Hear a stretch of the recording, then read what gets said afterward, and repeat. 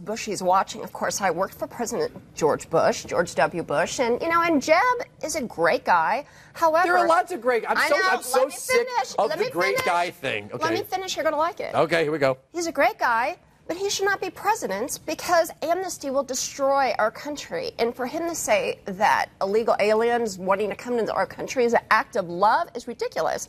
It is something that is illegal. They should be arrested, deported. So he's wrong. So, he's not my guy. And for me to say that, that's huge. The one thing he does have going for him is we would get Florida, so that's a good thing. But also, he has a machine. And I really worry about some of the other candidates because, look, Hillary's already there. She's already been through this. So having someone with experience, that's probably the only thing he has going for him. But it's not worth it. I'm going to say this, and Steve's going to like it. Bush versus Clinton, Hillary Clinton wins.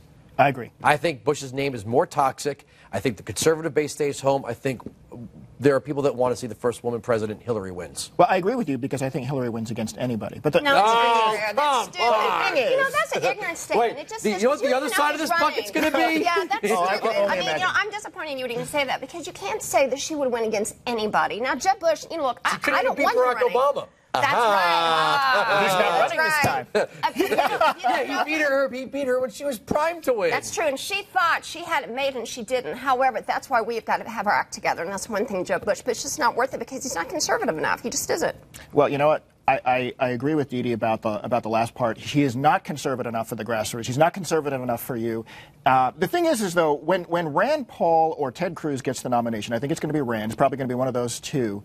Who is going to run their campaigns? Dee Dee's mentor, Karl Rove, he's one of the few Republicans who has actually managed a winning presidential campaign. Who else does the Republicans? Ship sailed. I don't think he's going to get back in. Well, I mean, I think he'd find Jeb tempting if Jeb ran. But who else do the Republicans have to do that? And let me tell you something. Rand Paul and Ted Cruz, they have foot-in-mouth-itis. I mean, I think they graduated from the same place that my friend Joe Biden graduated from. Here's the thing with Rand or a libertarian-leaning candidate. Hillary Clinton can't say she'd reform the federal drug laws. She's never spoken of that. She can't say that she's against Common Core. She can't say she's against amnesty. She can't say she's a non-interventionist. She voted for the Iraq and Afghanistan wars. She can't say she's going to reform the NSA. She's never spoken about that either. Those positions are very popular. That's a very dangerous place for a Democrat to be, and you know that. She has no accomplishments. Well, no, forgetting that though, but the new positions. Come on, there's a lot of young Democrats or a lot of young progressives or under 30 voters that see Obama continuing a lot of the things they hated about George Bush. I understand libertarians going there.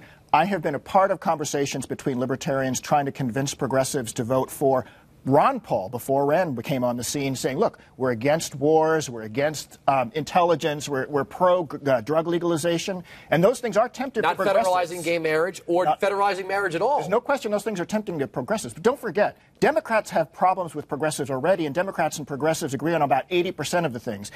Libertarians and progressives only agree on about 40% of the things. There's no way that a libertarian candidate is going to be able to pull progressives away from the Democratic nominees.